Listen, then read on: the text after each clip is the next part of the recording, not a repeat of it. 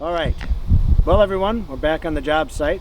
I kind of got ahead of myself a little bit, started doing some power raking, but I'll show you what we do. This is a certain area we started on right here. You remember how bad this was the other day. Wet, bad, nasty, whatever. So then,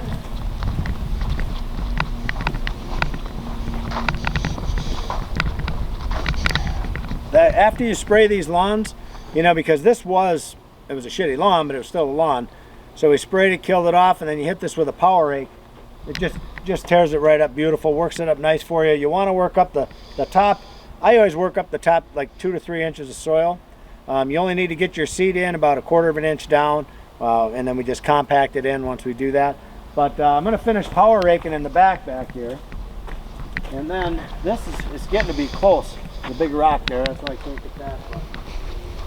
And it's wet down in there. So we added about 3 truckloads of soil back here so far, and we raised a lot of this up. This is going to be our bed in here eventually, if I can ever get to it. And so now I'm just going to power rake the last of this right in through here, and then we're going to start putting this bed in. So I'm going to get at it. Great. Believe it or not, I used to move a lot faster than this back in the day.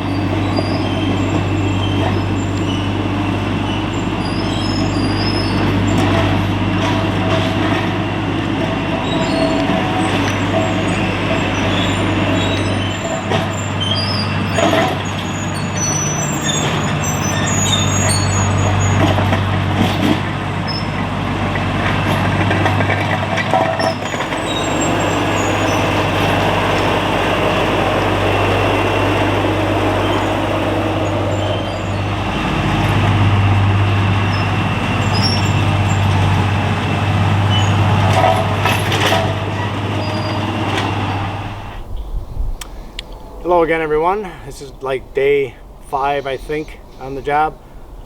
Now what we're going to do, put the mulch around this. Very simple weed fabric that we use. 30-year weed fabric. I don't know if you can get a good look at this or not, cameraman. I probably would invite you to come over here, but I don't want to stir you up because I know you have trouble walking with that bum knee of yours and such. So this is what our fabric is. They just call this fuzz back because it's fuzzy and it's on the back. Top, back, or bottom in this case. All right, so this is what they call a 30-year fabric. We use it here in Wisconsin. Down in Florida, not so much, but they don't really use that stuff down there too much. So what I did originally, I came out with the paint, kind of shot a circle around here, kind of the shape I want this bed to be in. Then we lay the fabric down, mulch is going over the top. Normally I would trench this in with a shovel cut edge on it, but I can't do that because it's a solid rock underneath this stuff. I've got that much dirt, so that's what's up. That's what we're doing right now. And then to secure those things, the 6-inch staples. So use those all the time. Got to pound them in a little bit. Kind of jitsu move there.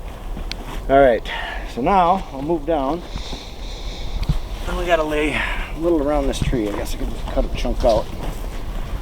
Kind of show you how I do that around the trees and whatnot. Alright, so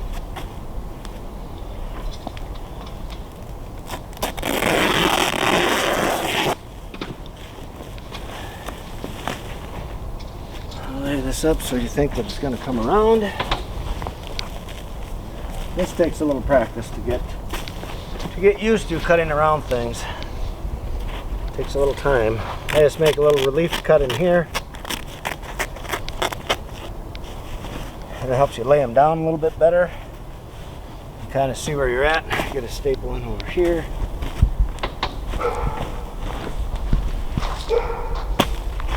Always overlap them like an inch or two. Keep that in there. Then what I do is I roll this up on the tree. I know I'm going to put another staple in here, so all right, now make my cut. Are you where you can see my cut? You should probably be over here. I hate to tell you your job. I mean, you're a cameraman and I'm sure you know what you're doing, but it seems like I'm forever and a day reminding you, because you're just awesome. Look, you're just awesome, period. All right. All right, so there is a chunk. Now, same thing over here. Make sure we have enough there in our spot. When you put those staples in, if you're fast and you slam them in the ground, they go in a lot better, a lot easier than if you just sit there and gently try to push them in. On the other hand, there's a rock underneath that and you slam them in, hurts like hell, but you don't know till you do it. So, all right, now when you have pieces left over, what I do, or try to do, is you do the old house builder trick, plumber guy trick, carpenter guy trick. Ta-da! And it's gone, nobody even knows it was there, type trick thing. I'm going to bring this out a little bit just to get rid of that wrinkle that I have going on there. Alright, once again, ninja type move. I'm going to come around this tree, get roughly the shape I want it to be in.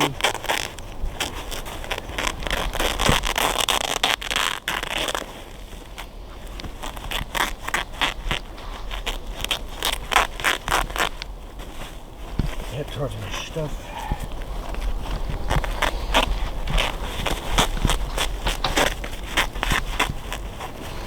Come on, get up.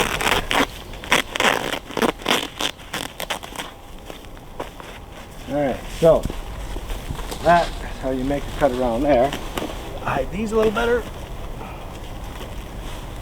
There we go. A little piece in there.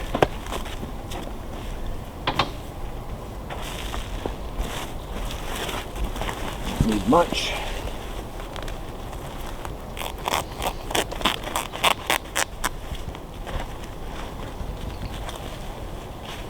And kind of blend it in there a little bit.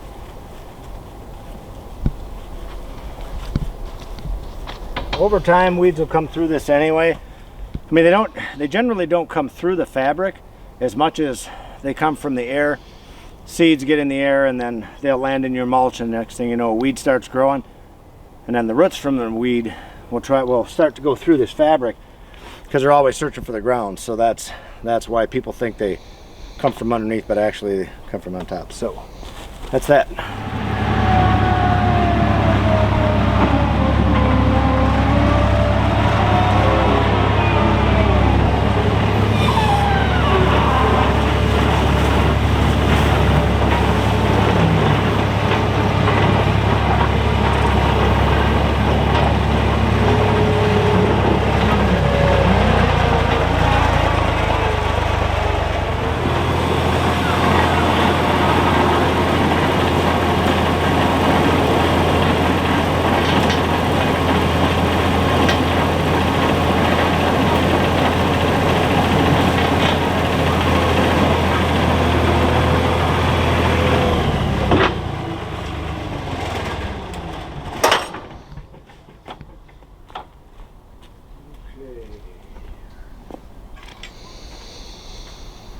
Did you notice the lovely trees and how they're turning colors up there? Look how beautiful that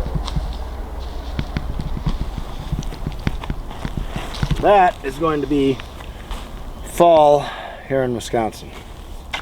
So I like that part of the year because everything starts turning the pretty colors, and cool breeze and deer hunting, of course. Can't wait for that to start. Not that I'm going to have time to go, but I sure like to entertain the idea. Alright, so now we put all our topsoil down. Beds are in. Now what we're going to do, I just do a little hand raking. I always hand rake. Like you can see, you got a little bit of a ridge here left from the power rake. These are easy to clean up. And you don't have to do a lot after you're done power raking, but I just flip my rake over, put it at an angle, just walk it by.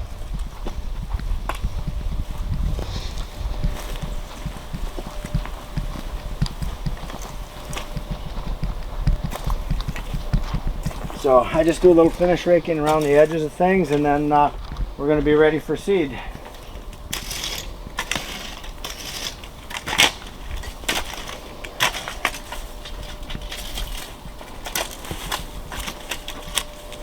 Okay everyone, starting to get late, we're a man down, but we're still going to make it happen. So what we're going to do now, we got our straw on, we got our blower, we're going to blast a layer of straw over the top of this. Straw does a couple of good things for you for your lawn. Number one, it shades the ground to keep it cooler, so it helps your seed germinate quicker.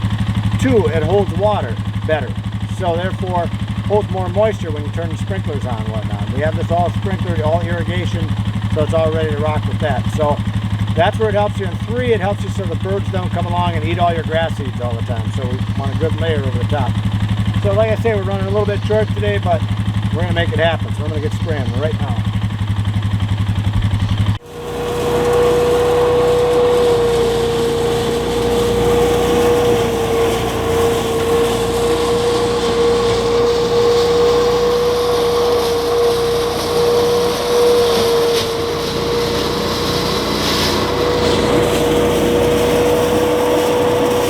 Okay, we finally got the job all wrapped up, so now we'll just take a walk around the house and show you what we did, and we'll go from there. Follow me. Alright, so trenched in the ditch line, of course, all our rock is in for the drain tile, you saw that. Up here we blew all the straw on, lawn's all seeded.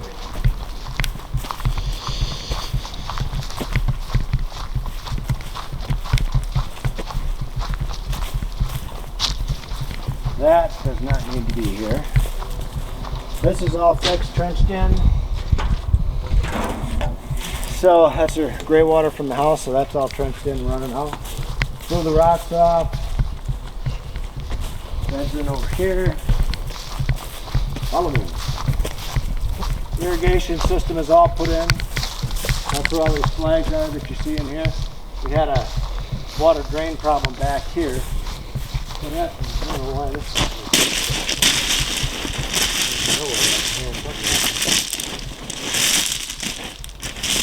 so this was all running off. Okay. So we fixed that, ran a drain tile here, treated all of this, mulch bed here.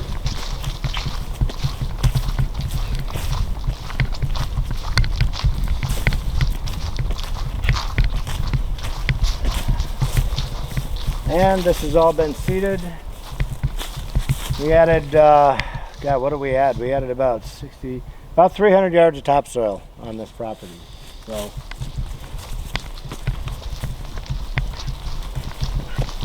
all together. So anyway, that's just another day, you know, landscaping up here in Wisconsin. Good opportunity, good job.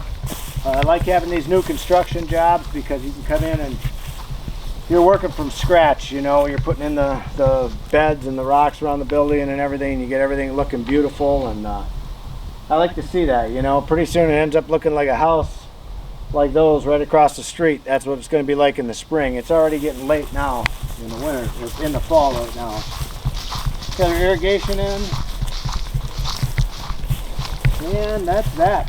So hopefully you guys learned a thing or two about this. I don't know if I taught you anything actually, but it just show you a typical day with us. So thanks for watching. Don't forget to leave your comments below. I try to get back to everybody, and we'll see you again.